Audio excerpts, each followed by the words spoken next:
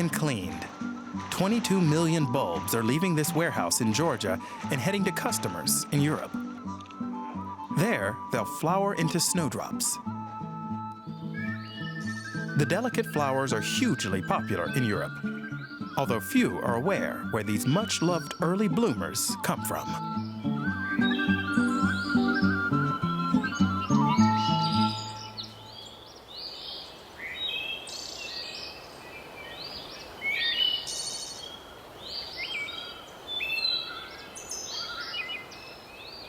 Fragrant and fragile.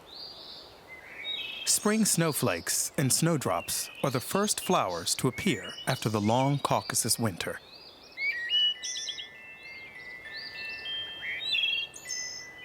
But for many Georgians, they're more than just a pretty sight. To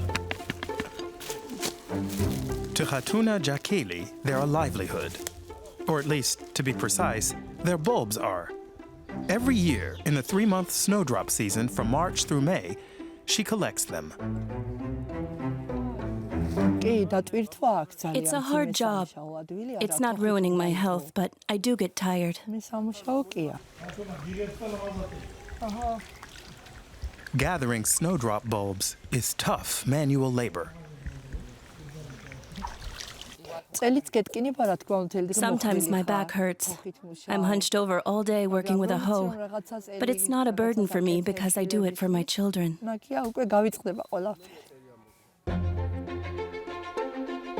Wild snowdrops grow in partial shade on the fertile slopes of the Lesser Caucasus in western Georgia, near Batumi, on the Black Sea.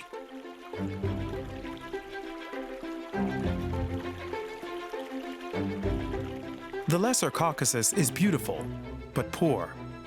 The snowdrop bulbs that grow here are a welcome source of income for locals.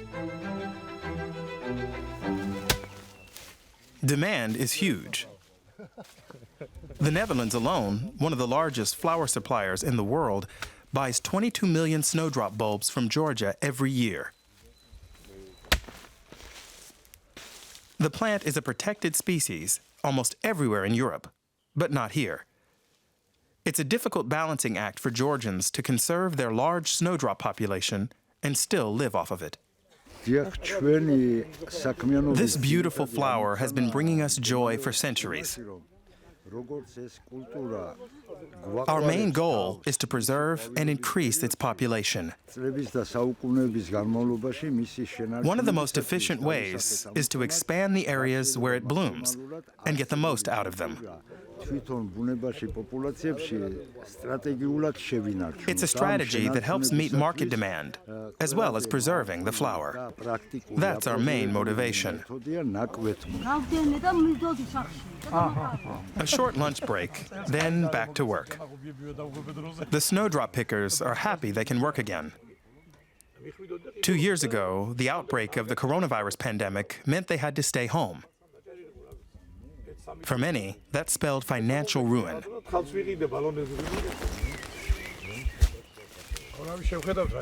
But since the restrictions were lifted last year, these Georgians have once again been able to earn their living with wildflowers. I work on the hills nearly every day. I can choose my own working hours. Sometimes it's just 1 hour per day. Sometimes I spend all day here. My children and my husband usually work with me too. For many here, collecting snowdrop bulbs is their only income. Some also grow the early bloomers in their own gardens and then bring them to a company with business contacts in the Netherlands. Here, the bulbs are weighed and sorted according to size. After that, they have to be planted in soil within 3 months. Otherwise, they'll dry out, and all the hard work will have been for nothing.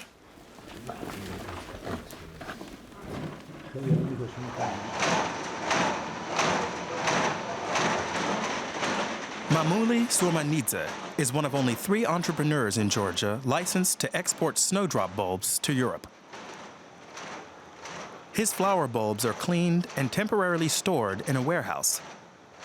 The boss himself helps out with the work. Just under a third of the some 13 million bulbs that Zormanitsa exports every year grow wild in the mountains. The rest he gets from local farmers.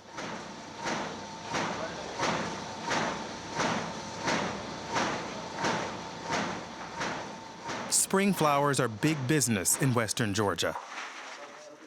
The unemployment rate here in the countryside is estimated at up to 40%. There's only work in the spring months, when the exporter can employ hundreds of seasonal workers.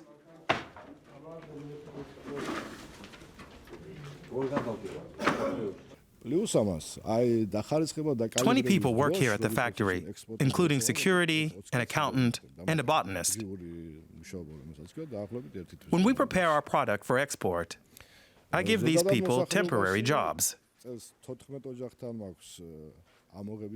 And we use the land of many local families, nearly 80 people, since in this part of Georgia, families tend to be large. Plus, we hire more than 500 locals to gather the flowers.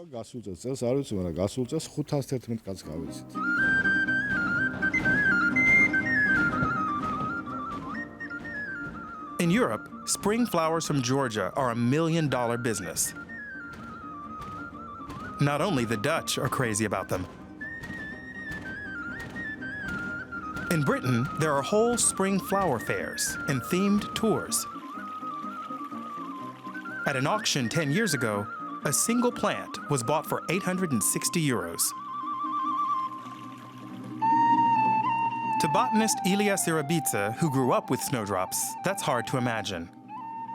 To him, the flowers that can fetch such high prices in the West are as common as dandelions and chamomile. But he understands their importance.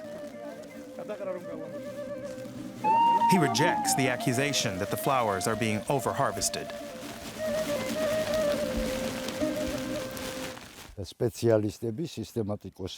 Multiple wildlife conservation commissions have come here.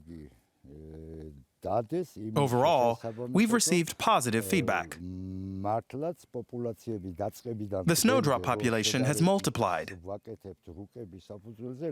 In the Kulo region, about 40 kilometers from here, where snowdrops don't usually grow, we experimented with planting some, and were really surprised with the outcome. We believe it has to do with global warming. The microclimate has changed, and the flower can migrate from one area to another. Which is what Khatuna Jakeli and her snowdrop picker brigade do too. They move from place to place as they harvest the lucrative bulbs. Stinging nettles and snakes make the work difficult here on the steep slopes of the Lesser Caucasus. The shift ends in the late afternoon. Luckily, Khatuna Jakeli lives close by.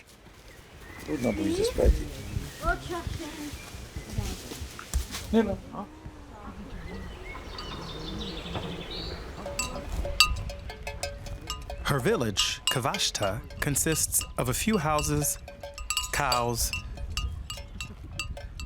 and chickens.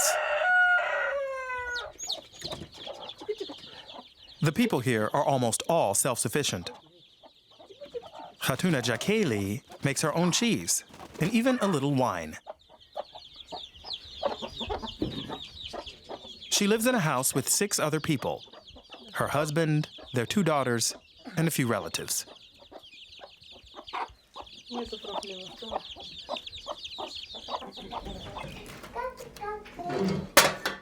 Cooking is usually a family affair.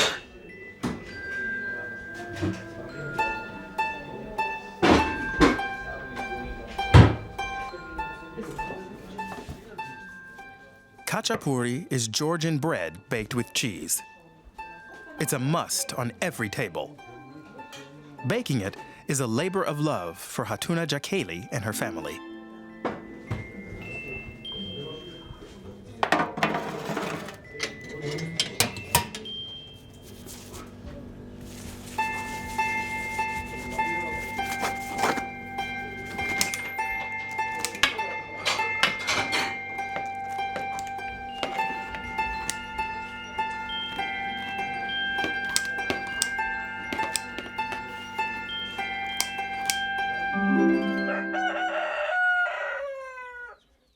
The former Soviet Republic of Georgia has been independent since 1991. Very few here are prosperous. But Georgians, especially here in the mountains, live modestly. What counts is peace. And that has been at risk since the start of the Russian war of aggression against Ukraine.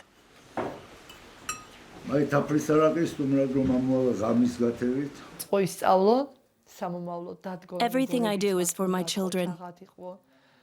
I hope they can get a good education. We do what we can to support them.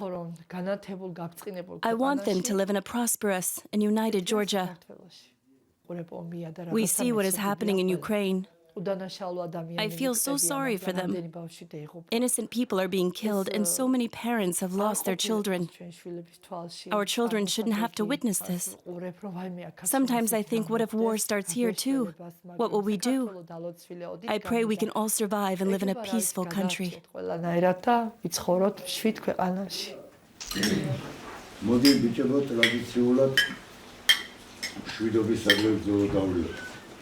A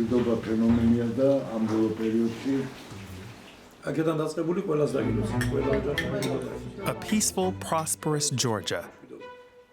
That's what Khatuna Jakeli and her family, friends, and colleagues are toasting after a hard day's work on the wooded slopes of the Lesser Caucasus, where every year the flowers that herald the arrival of spring provide them with a little bit of much-needed income.